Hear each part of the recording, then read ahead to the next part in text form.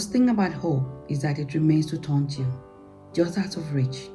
I still tried everything, not just IVF, but bargaining with God. What have I done that God decided I was not worthy? Was this some karmic or cosmic retribution? These words are from Gabriel Union's new book, You Got Anything Stronger? Welcome to Coffee with Temi.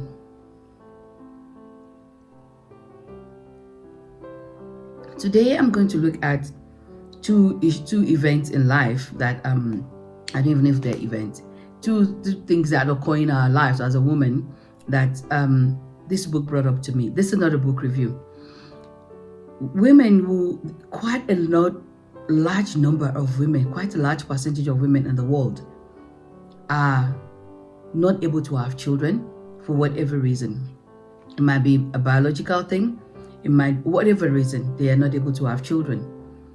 And also, the other thing I'm going to look at is the number of women who are single who want to get married. This wanting to have a baby is a very sensitive thing. It's a very sensitive topic.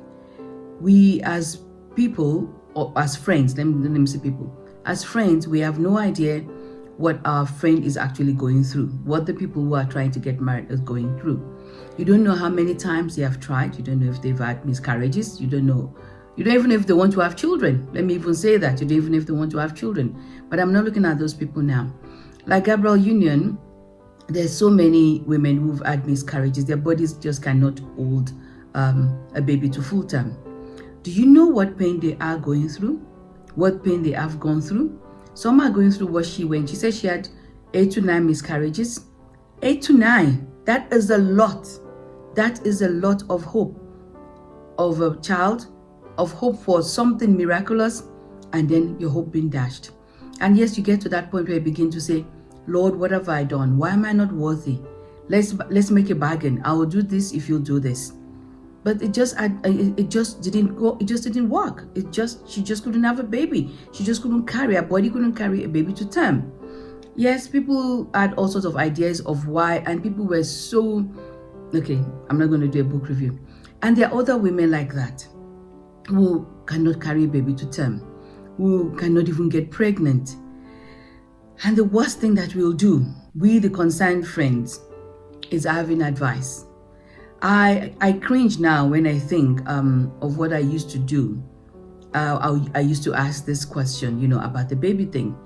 And I cringe because I have been in the position, and that's the other topic, of at an age where I got asked so many times I had to think of my answer, my immediate answer of, why are you not married? Where is your husband?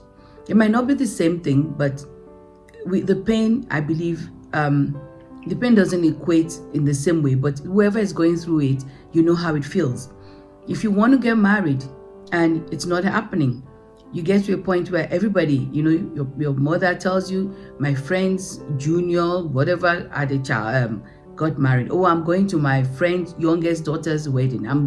My friend's son had a baby. It happens. You get that all the time. And we're just not being human about this. I can understand the concern of parents. I can understand the concern of friends. But the way we go about it, I don't think we are being human. And when we ask, when is the baby coming? Or are you pregnant yet? Or are you planning a baby? What are you going to do? What is the point of asking? What is the point? That's what I'm saying. And what is your point? If someone says they're not pregnant and you say why, what is your point? Are you a doctor? Are you God? Are you going to make this miracle happen? If you ask me where's my husband and I say I don't know, you're like, are you going to give me a husband? Because it gets to a point where, do you want me to just go out and conjure up this man to marry me? And someone who wants to have a baby like this woman does, she's done everything. It's got to a point where she now begins to see herself as a failure. As women, not all women feel it, but I think a majority of women, we believe that if we are a woman, we should be able to have a baby almost at, when we want it. I want a baby and the baby shows up. But it doesn't work like that. We think that when we're ready to marry, then it will come. And it doesn't work like that. You think, oh, I'm pretty, I've got a good job, I can cook, I'm domesticated, whatever it is that you think a husband needs. Everybody has different ideas, or whatever you think will attract you to a husband, and then it doesn't happen. And you see women, you see girls that you think this is just a nasty piece of work, getting married. You're like, why?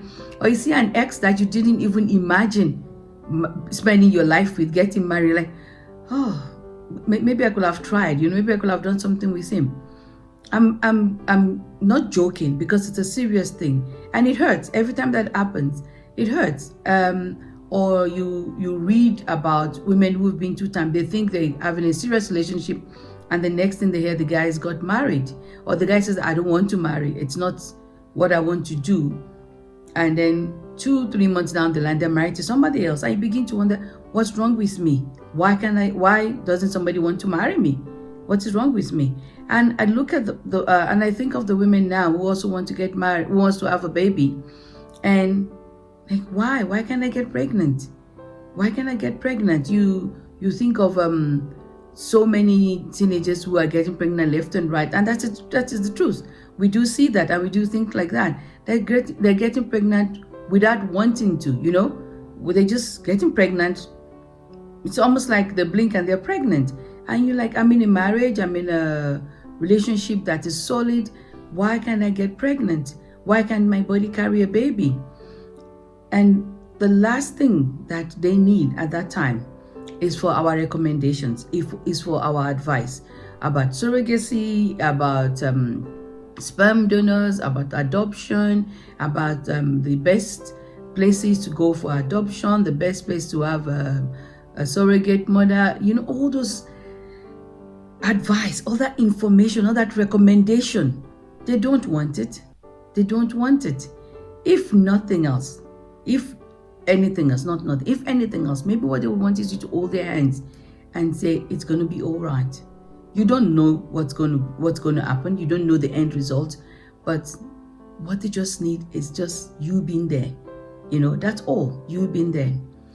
I think we just need to be human in the way we ask certain questions, or in the way we are towards our friends. Yes, we're concerned, and I do apologize for all the times I brought it up with my friends that I am so sorry. I should have been more sensitive. I should have been more human when I spoke about it. I think of when I got to a certain age, and I guess my family relatives were stuck with, okay, she doesn't look like she's going to marry, we need to look for a husband for her. And I'll go to functions and they will ask me that question, where's your husband? It's almost like a dreaded question, where's your husband? And I say, oh, he's in his house. And I remember in the beginning, they were quite excited. Oh, so why didn't you bring him? And I said, oh, I don't know where his house is. But that flippant response was my own way of shielding myself. That, just don't ask me these questions again. If I have a husband, you will see him. If I'm getting married, I have to bring him to you guys anyway, So what I'm just saying today is, let's be human. Let's be more sensitive. Let's put ourselves in the position of our friend who wants to get married, but it's not happening yet. Let's put ourselves in the position of our friend who's been married for a while, want to have children. It's just not happening yet. It's just not happening yet. We're not God. There's nothing you can do. You can't matchmake a baby, for example. You can't just bring a baby. We can't do that miracle. You can't do that miracle. All I'm asking for, my friends, my women, my cis friends, like I say with some of my friends, please, my sisters, let's be more human. Let's be more sensitive. It's been Coffee with Timmy. Oh, and next week I will do a review on the book. I'm going to do a book review once a month now, so it's going to be next week. And I've got 3 different very interesting books that I will be speaking on. I'll catch you next week. It's been Coffee with Timmy. Bye for now.